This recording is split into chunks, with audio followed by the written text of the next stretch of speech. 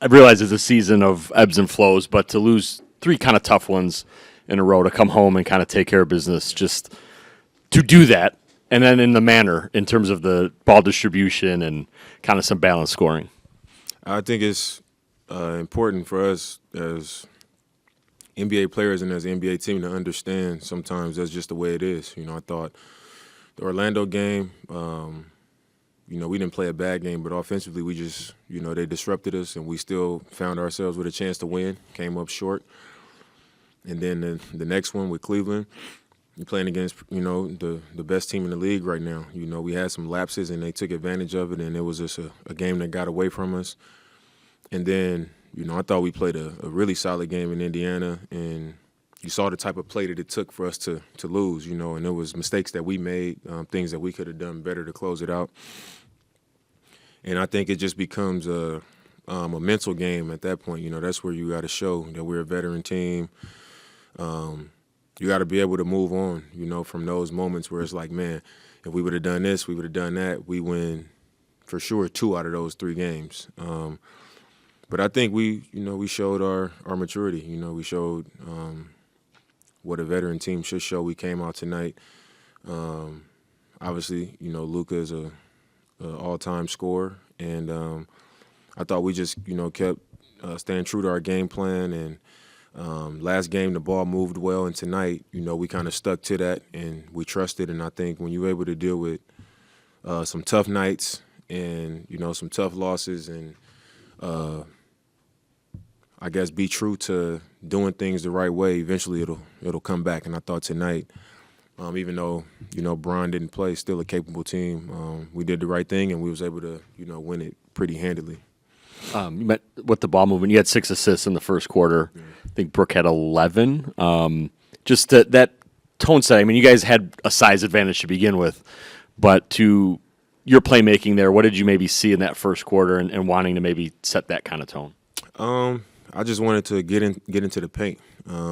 Watching film, I think they got a lot of size, and they got some athletes in the paint, and a lot of teams that have that, they're aggressive up front. Once you can get kind of into the paint and break the defense down and kick it out and get moving, it's that second and third side or that second and third pass where you're gonna get a clean opportunity. So for me, I just wanted to get into the paint, make them have to help, cause a reaction, and then just find the next guy. And if there was a closeout there on those ones, we was able to find the next guy after that, and usually that was kind of where we got our cleanest looks.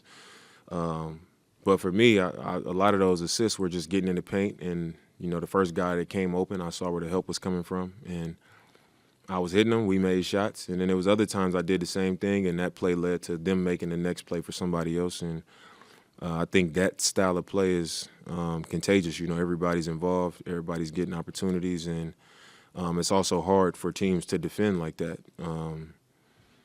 And if they want to stay home and not allow our shooters to get those shots, that's when, myself and Giannis got even more space to play and I guess, score more. You mentioned Luka. He kept them connected, and along with others, but he was just the volume, the pace he was scoring at, just what made him kind of difficult tonight, at least in the first, 2.5 quarters where he kind of kept them, within shouting distance. I mean, he's an elite player. He's makes threes off the bounce. He's drawing fouls. I think that's what makes it even more difficult because you want to be physical. You don't want to let him go where he want to go. You want to kind of dictate to him as a defender, but each bump and each reach, he's manipulating the game and, kind of putting pressure on the referees to make those calls. So he's taking that physicality away from the defense, drawing fouls. He's shooting threes. He's, looking off the weak side, making plays. And you got to give him a lot of attention. And I think without Bron out there, that was to be expected. It was going to be pretty much how he played in Dallas. And that was how he came out. I just think for us, you just got to continue to apply pressure. And as somebody who's been in a situation like that, at a time in my career, I know that it's hard to sustain that over the course of a game, against a good team. So we just had to keep coming, and I think eventually, you're not gonna keep making all of those shots. You're not gonna be able to, beat a good team that way, on most nights. On a bit of a somber note, I wanted to hear kind of your perspective on the legacy that Junior Bridgeman leaves, not just for players across the league, but also specifically here in Milwaukee and for this team, knowing what he meant to the franchise. Yeah, I mean, a lot. I think when you look at the history of our league, it's a lot of guys you think of for reasons on the court, for things off the court, in the community. There's a lot of guys that you can look at for certain things. And I think for him, a guy that, had a career in the NBA, wasn't a guy whose name jumped off the page, as a player for everybody. But then to move on from being an NBA player and have the type of success that he had, as a businessman and just being a successful man outside of that, I think that just means a lot. It shows a lot for guys that are in the league that aspire to do other things and want to be in a different lane, and they can still be something more than just an NBA player. So I think his legacy is held in high regard. Even before he became part of our ownership group, I was very aware of who he was. And it's just a tough loss, not only on Milwaukee, but on the NBA brotherhood. And, it's just really unfortunate. I wanted to ask you about Kuzma. He took on the assignment of guarding Luka tonight for most of the game, kind of the first quarter or so. Just what you see from him taking on that assignment, and just is that the kind of role and thing that you guys are going to need from him, I guess, going forward? I think for us, Kuz is a guy that, we're just going to be plugging him in a lot of different situations because of, the versatility. Being able to put him on somebody like Luka because of his size and the energy that he plays with, being able to allow him to handle the ball and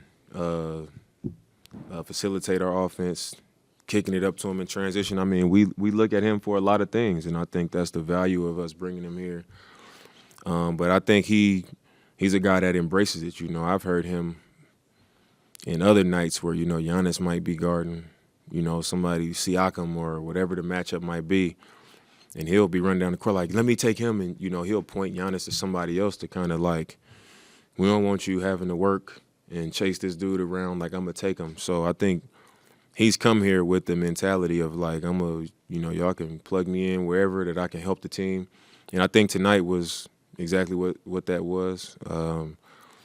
Obviously, he had 45 points, but it's tough when you got to work hard for it, and you got a guy that's your size on your body all night, contesting your shots all night. It's hard to do that for a full game, regardless of what the stat sheet shows. I think a big part of us winning the game by 20 points was because of his presence and his consistent effort, and other guys too.